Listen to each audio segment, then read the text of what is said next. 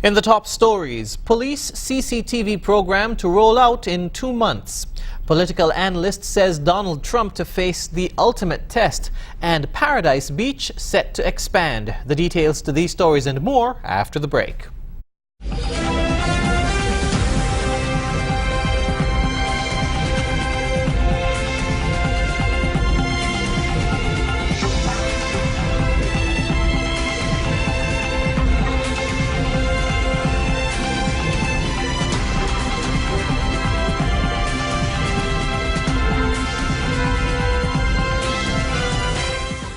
Hello and welcome to the ZIZ Channel 5 newscast. I'm Jason Davis, sitting in for Carla Berridge. Commissioner of Police Ian Quealy says the public can expect the rollout of the CCTV Project in March. He said this is one of the strategies that will be implemented as a form of combating crime and violence in 2017. He made the announcement while speaking at the first ever Commissioner's Lecture at the NEMA Conference Room on Monday morning. We would also, from a preventative standpoint, see the rollout of the CCTV project. That project will be both preventative and investigative. And so, lots of work will be required. And that would be a complement to the other strategies that will be employed. We expect that to be in place by March, at least within the first quarter. Quealy said persons can also expect a heightened police presence in their communities. We will get out in the communities more and interact with the members of the community. We will go out and not only pass persons straight like some of us do, but stop, hi, hello, how you doing? And that friendly approach, I believe, can restore some trust within us. It is very important that we do those community walkthroughs so that persons can see us. Commissioner Quealy said he's hoping businesses will boost their crime preventative efforts by using surveillance equipment. We are hoping to, on a larger scale, engage the business community for themselves to install their own surveillances in and outside of their premises, and that, we believe, based on the negotiations, can be plugged into the national grid, which will be another tool for us. He said that police community involvement will also strive to engage the church, the schools, and parent-teachers associations in efforts to improve and build relationships with the public. Former chairman of the Republican National Committee, Michael Steele, has said that the ultimate test and challenge of the new president has to do with healing a nation that President-elect Donald Trump spent the last 18 months shredding in various ways. He was at the time delivering the feature address at the Prime Minister's New Year's Gala on the weekend. The idea that you're going to draw people apart is somehow hoping to bring them together. I've yet to really see that work. Because when people are drawn apart and away from you, it takes a great deal to heal them back together. And that is the pressure that this administration faces going into its term in 2 weeks. Steele described Trump as an asymmetrical actor playing in a conventional game. I appreciate the leadership that is bold enough, daring enough, brazen enough, unafraid enough to step into that space and try something different, to push the envelope, to push the status quo, to push the party, to push people, to push a country in a different direction. But that direction matters. Former chairman of the Republican National Committee, Michael Steele. In other news, Paradise Beach, a top-class gated resort on Nevis's west coast, is expanding its property. Construction work for the addition of 5 two-bedroom pole villas began 2 weeks ago. During a tour of the construction site with Acting Premier of Nevis and Minister of Tourism, the Honourable Mark Brantley, and Project Manager Peter Tantrum, the resort's General Manager, Donna Wolfenden, described the 6-month project as an exciting and very quick adventure. In a brief overview of the project, Tantrum said the pool houses will be wooden prefabricated structures standing about 7 feet above ground level to guard against possible sea swells and mitigate damage as a result. Meanwhile, Minister Brantley noted the significance of the project to the Nevis tourism product. He said, quote, "I think it also introduces something completely new that we haven't seen before in Nevis, which are the pole house concepts which look out onto the ocean, the Caribbean Sea. I have no difficulty endorsing them and saying to them that we are very, very happy in Nevis with the excellent work they've been doing and congratulate the owners, management and staff," end quote. The minister suggested that Paradise Beach, Nevis has quietly become one of the most sought-after destinations on the island for tourists. He urged management to continue investing in the property and thanked them for their continued confidence in Nevis and its tourism industry. After the break, a young boy is in intensive care after being hit by a bus, and Verchilds High School awards 2 outstanding teens. We'll tell you more when we come back.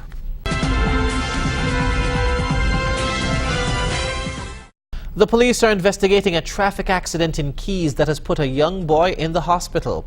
According to reports, just before 5 p.m., the 7-year-old boy was crossing the island main road when he was hit by passenger bus HA127 on its way to Basse-Terre.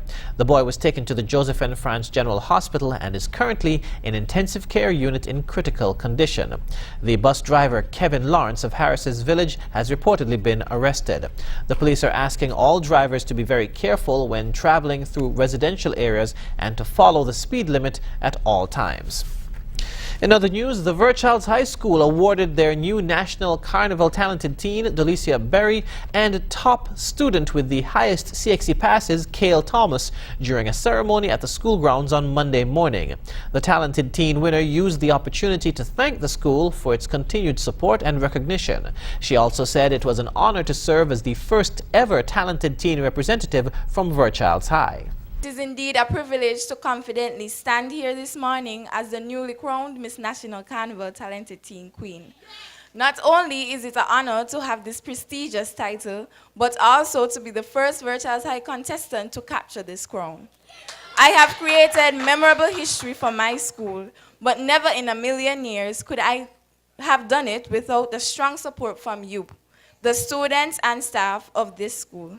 Permanent Secretary in the Ministry of Education, William V. Hodge, congratulated the school's staff and students.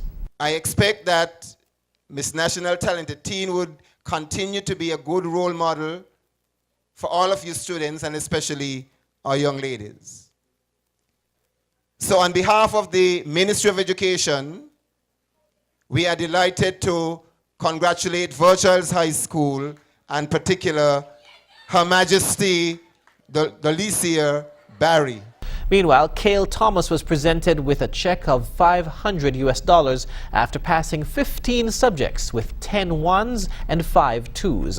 Thomas is the first recipient of the newly created scholarship courtesy of Alric Warner, nephew of the first principal of the former Verchilds All-Age School, Pearline Warner. The award ceremony was held during the school's General Assembly. Raymond Bartlett from St. Kitts and Nevis set another world's record on the most handstand push-ups on a railing at Venice Beach, California. Here's more. My name is Raymond Bartlett. I'm from St. Kitts and Nevis. I'm going to set another record. Why? I love setting record because at the age of 50, I keep the younger generation on top of their toes, motivating them. So I'm going to do as much push-ups on top of this railing. Okay, so right now we have the official time. He's the time of the counter. Yes. You're the official timer, right? Yes. You're recording on the video, right? Yeah. And you're the official counter. And what's your name? Larissa. And you're going to be here. Guinness Book of Records. We have to do this thing right. Yes. So you are official. Correct. I am. Okay. And try to count out loud, okay?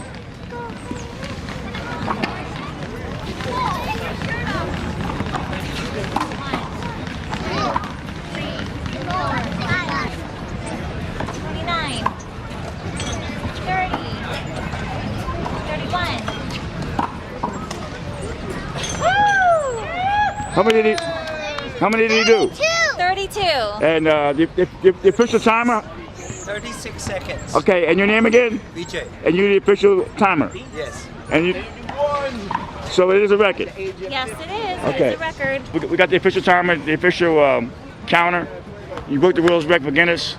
What are your thoughts? Well, I feel real good. As respect to the younger generation, she just witnessed it. And what's your name? Sama. And she said it was good. Yeah, that's what I work for. I like to break records to motivate. So what do you say to the Guinness Book of World Records right now? Well, yes, I would like you all to invite me again to come and so I can display, my handstand push-up on the railing and set the record permanent. We'll be sending all the paperwork to Guinness very shortly. Yes. And this is your second world record at this point? Yes, I lost. The first one was Tiger Bend handstand push-ups. And you plan to do another one? Yes.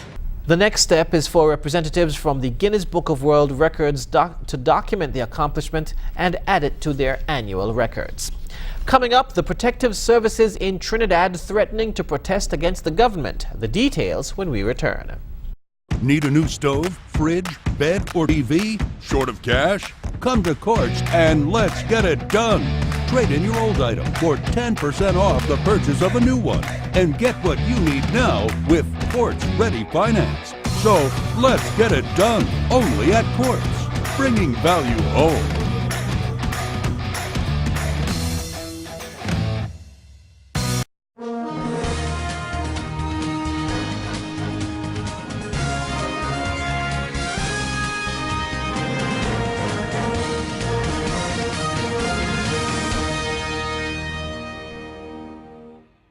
On the regional scene, the protective services in Trinidad are threatening to protest against the government. CNews' Melissa Dasrath has the details. The protective services say they are growing increasingly fed up with empty promises, political rhetoric, and the unfavorable outcome of negotiations.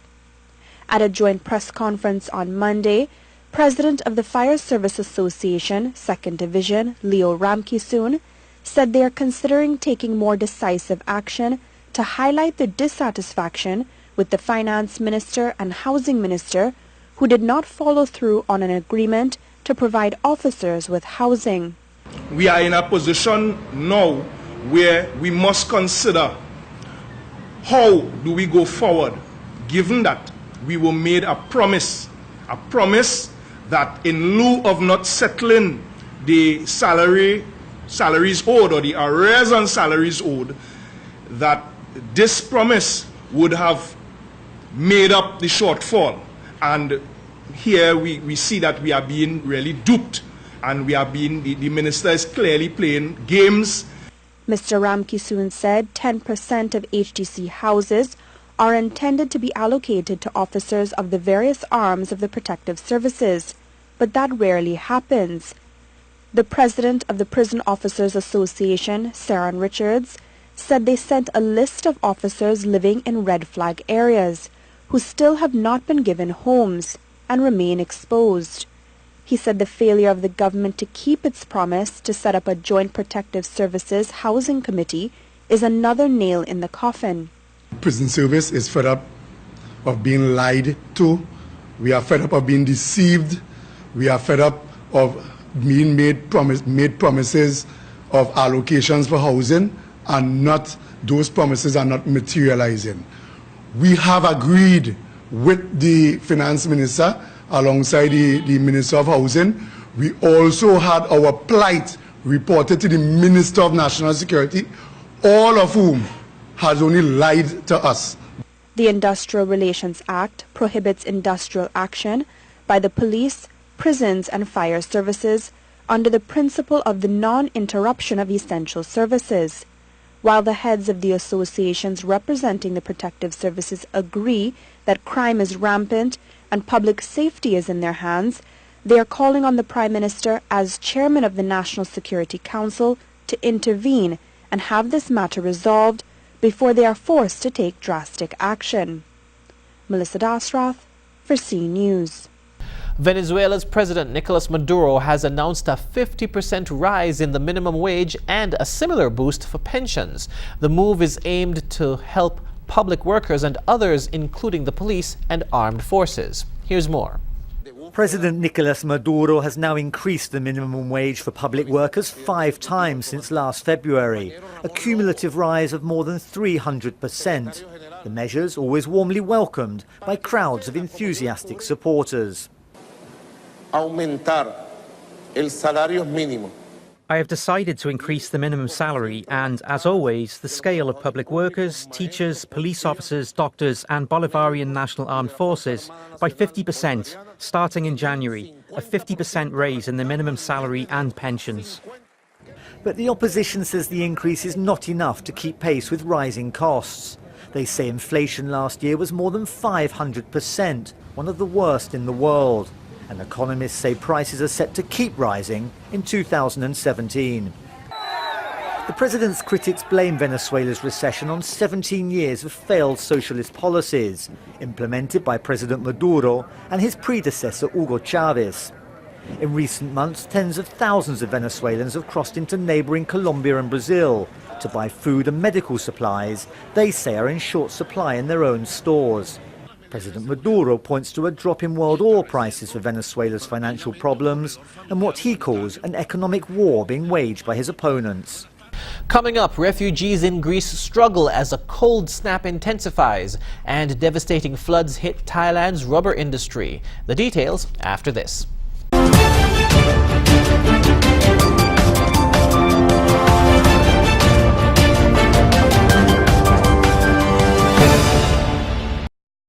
It's been another freezing day for refugees in Europe. They've endured temperatures as low as negative 30 degrees Celsius in some parts, many huddling together in tents with just a bonfire for warmth. Al Jazeera's Lawrence Lee reports from a refugee camp in northern Greece.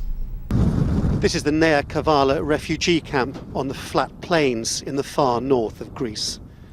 It is officially -10 and with wind chill -20. Hashem wanted to show us what that means for life here. This, for instance, is the drinking water supply. How many days is it like this? 5 days. So 5 days ago. So nobody here can wash? Nobody wash, nobody take a bathroom, nobody take a shower. Toilets? And the toilet is out the surface. Indeed, the toilet, such as it ever was, is frozen solid inside and is full of frozen human waste. The only plus side is that inside the containers, the kerosene heaters keep families like this one from Aleppo warm. But any trip outside, like queuing for food, is absolutely desperate. It's only a few days ago that Greek government ministers were saying proudly that their emergency measures getting refugees out of tents and into hostels and hotels was going to stop any refugee suffering unduly this winter. But these conditions have caught them out completely. This is virtually unlivable. 42 eggs. The army provides food, as do these Norwegian volunteers. It's hard for anyone in this condition, especially for the people here who are dependent on going outside to fetch food every day. They have their little containers, which are warm, luckily due to the kerosene heaters. But I think everyone who's here and can see this can see that it's hard.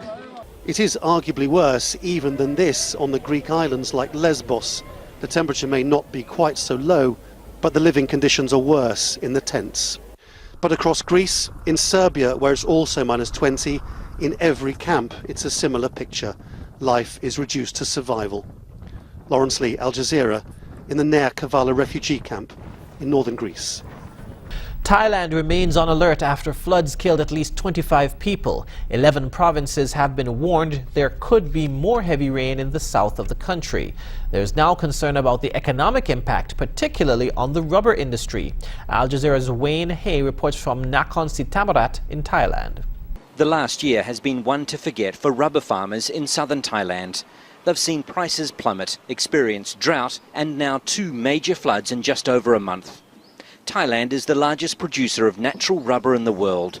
Farmers are unsure how they'll get through this latest disaster. We have been suffering since last year with severe drought and even wildfires. By the time the rain came, the price had dropped sharply. Soon after that, we were hit hard by flooding in December, which we had barely recovered from before this bigger flood came. There are still warnings in place for many areas, but some are beginning to clean up as the rain eases and the water slowly recedes. This may be the worst in decades, but parts of southern Thailand flood every year. The people have grown used to it.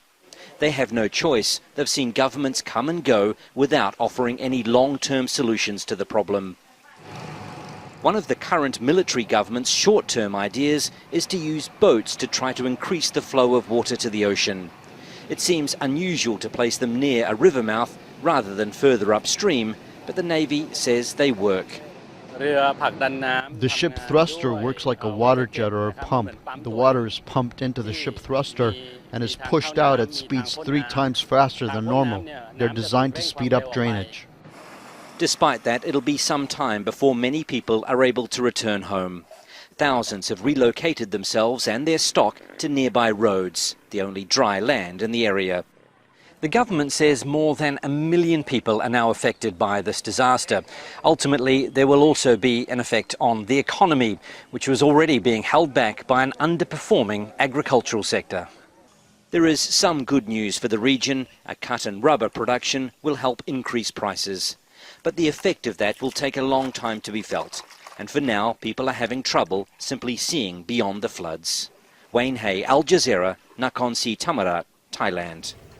Up next in sports, Haiti advances to the next step of the CONCACAF Gold Cup, and FIFA votes to expand the 2026 World Cup. Stay tuned. Need a new stove, fridge, bed, or TV? Short of cash? Come to Quartz and let's get it done. Trade in your old item for 10% off the purchase of a new one and get what you need now with Quartz Ready Finance. So let's get it done only at Quartz, bringing value home.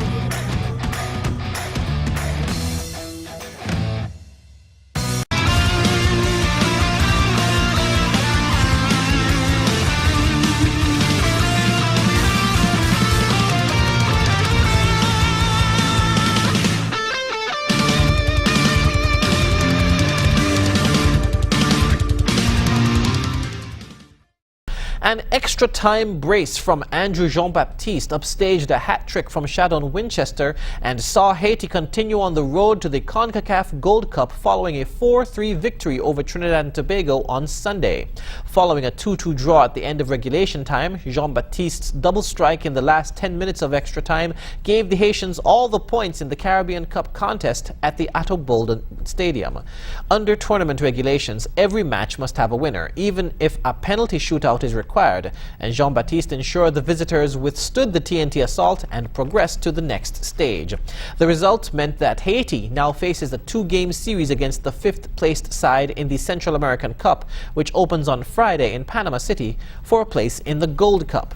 A scoreless second half of regulation time and first period of extra time led the two teams into a nervous second period of extra time and gave the Soca Warriors their final chance to gain a 2-goal margin of victory required to progress. TNT were rocked after 6 minutes when Jean-Baptiste connected with Charles Herald's left side corner kick and headed past TNT's goalkeeper Houghton Hector to give Haiti a 3-2 lead.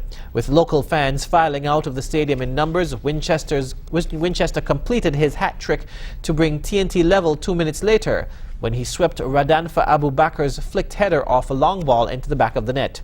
Jean-Baptiste settled the matter with 3 minutes remaining, however, when his header at the right post flew past Hector. Still in football, FIFA is holding a council meeting at its headquarters in Zurich to address key issues concerning the 2026 World Cup. The controversial plan to expand the 2026 World Cup and beyond from 32 to 48 teams will be discussed.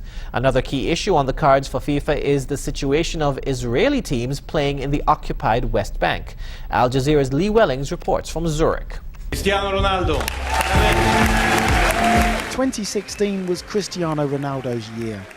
Major trophies for Real Madrid, captaining Portugal to its first European title, 55 goals, and now rewarded with the FIFA Best Male Player in Zurich, beating his great rival Lionel Messi into second. Amazing. I expect, to be honest, I was confident to win this trophy. It was amazing, you know, when you work during the year hard, and of course when you win the collective awards and after individual.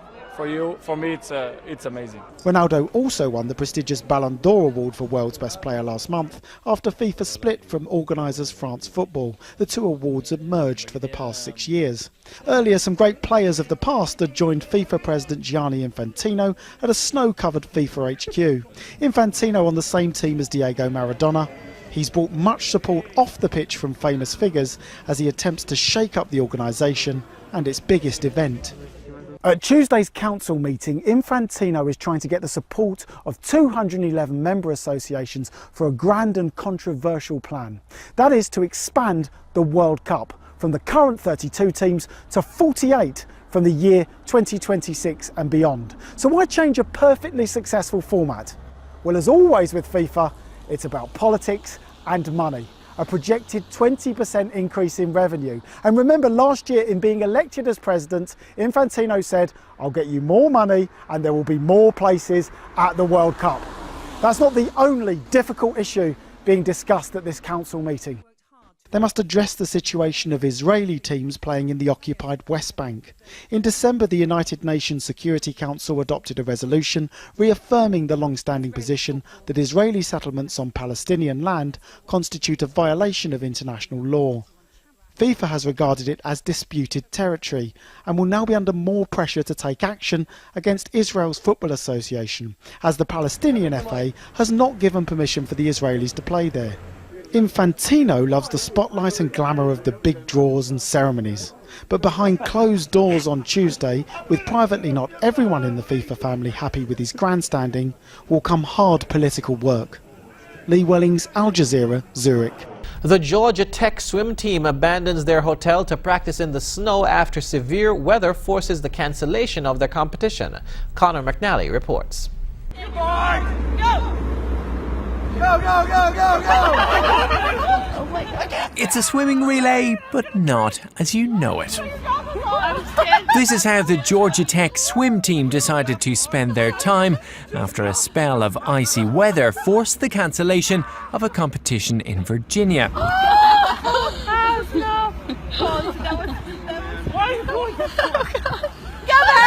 Braving the cold, the athletes abandoned their hotel to swim in the snow, each team member practicing in their own swimming style. We will take it for you, Marty. Go inside. I don't have a room key. This video was posted on the Georgia Tech Facebook page, where it's already been viewed over 10 million times. It's certainly one training session these swimmers will never forget. Don't lose my room key. When we come back, we'll have another look at the stories that made the headlines. Stay tuned.